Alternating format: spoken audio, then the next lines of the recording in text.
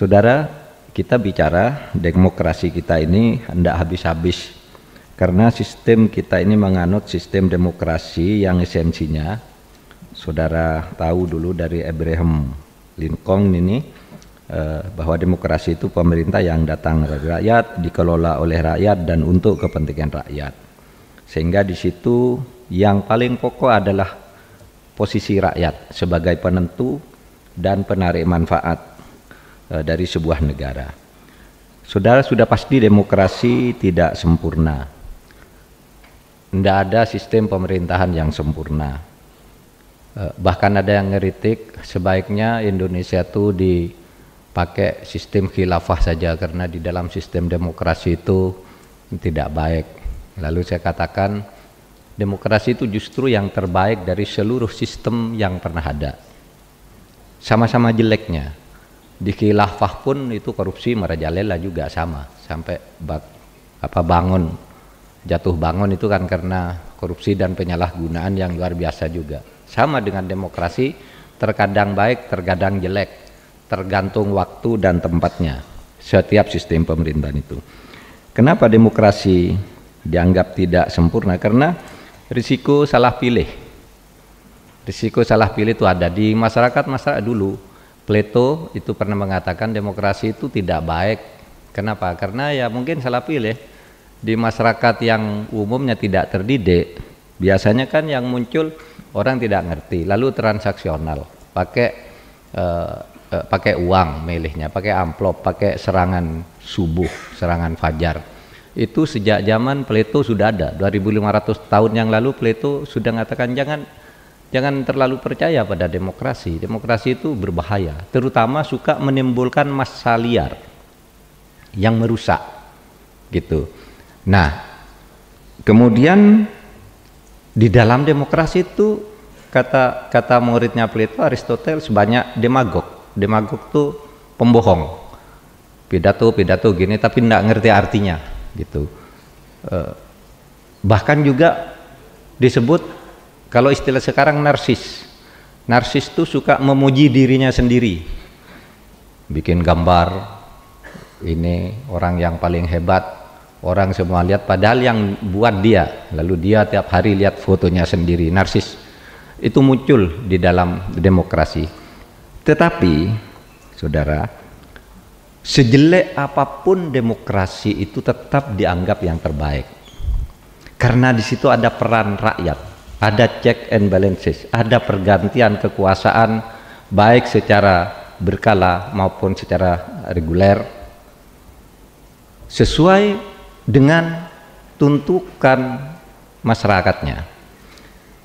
Oleh karena demokrasi itu bukan sesuatu yang ideal, maka dulu ketika para pendiri negara ini mendirikan negara juga berdebat. Ada yang setuju demokrasi, ada yang tidak. Perdebatan di panitia atau badan penyelidik usaha persiapan kemerdekaan tanggal 10 sampai 11 Juli, sidang pleno kedua BPUPK I, sekarang ditambah I, itu perdebatannya keras. Karena ada yang mengatakan, kita tuh mendirikan negara sistem apa sih? Asasnya apa? Ada yang bilang demokrasi aja, yaitu republik. Kita di waktu itu namanya lebih banyak republik. Kita republik aja. Tapi yang lain bilang enggak, kita dirikan monarki, kerajaan. Kita punya sejarah kerajaan kita pernah menyatukan seluruh Nusantara. Majapahit. Kita pernah punya Brawijaya, kita pernah punya Mataram Islam, semuanya efektif.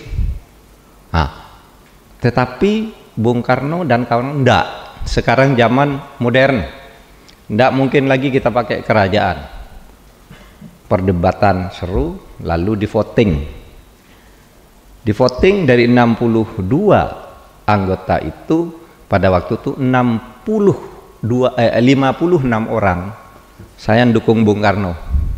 Negara ini berbentuk republik demokrasi.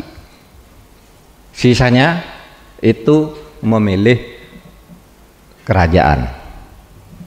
Nah, jadi 56 banding 6. Sudah diketok, oke, kita milih republik.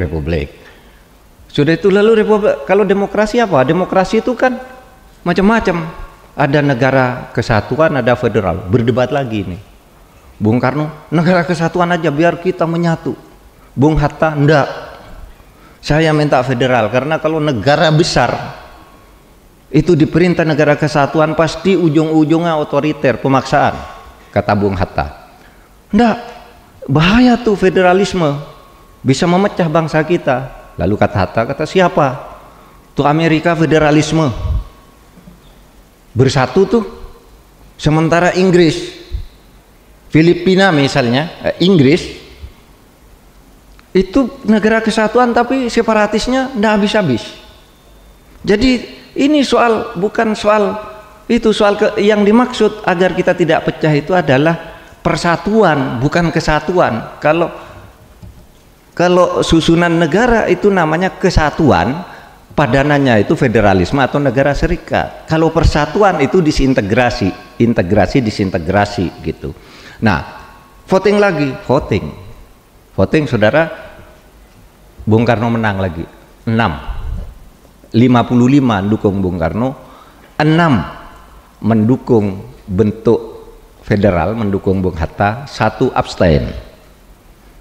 Pelajaran pertama dari penjelasan ini bahwa demokrasi itu adalah kesepakatan dan ditempuh dengan voting. Jangan saudara pikir kalau di demokrasi Pancasila gitu tidak ada voting. Salah, Pancasila pun dibentuk dengan voting dulu. Sejarahnya begitu. Nggak, dulu kan dikembangkan tuh zaman lama. Di dalam demokrasi Pancasila tidak boleh ada voting. Tidak mungkin. Negara ini didirikan dulu dengan voting tanggal 10 dan tanggal 11 Juli tahun 1945.